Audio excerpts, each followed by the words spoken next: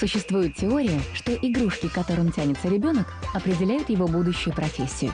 Никите 9,5 месяцев, а его мама уже знает, сын будет инженером. Его любимые игрушки – это техника. Он обожает пульты от телевизора, мобильный телефон, домашний телефон. Но самое любимое, конечно, это у него ноутбук. Он там нажимает на кнопочки, ну и, конечно, в рот тянет.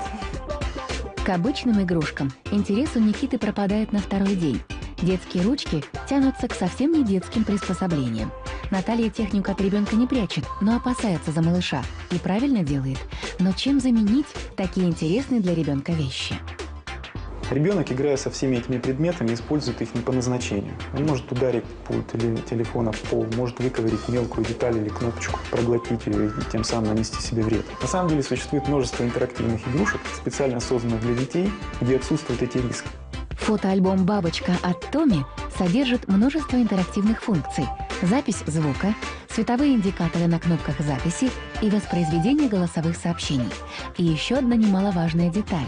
Эта детская игрушка создана специально для малышей, а значит, абсолютно безвредная. Это бабушка Таня, дедушка Сережа.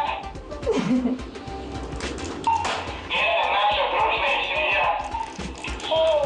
Такие игрушки, несомненно, полезны. Развиваются причинно-следственные связи, ведь малыш, переворачивая страницы, не только видит своих родных, но и слышит их голоса.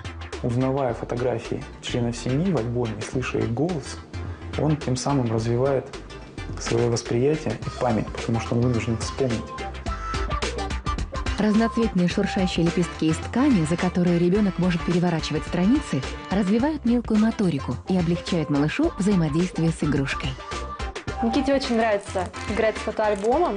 Никита, привет! Да? Очень смешно разговаривает с нами. Показывает, где мама, где папа. Сережа.